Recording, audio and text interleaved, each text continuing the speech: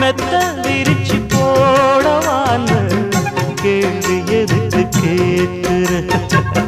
மெல்ல மெல்ல அணைக்கும் போது ஒதுங்கத்தானே பார்க்கிற அடிவாவாயந்தன் தேவி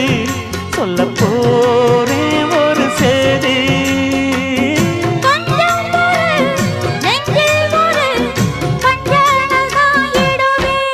நானாத்து மேட்டு தோப்புக்குள்ள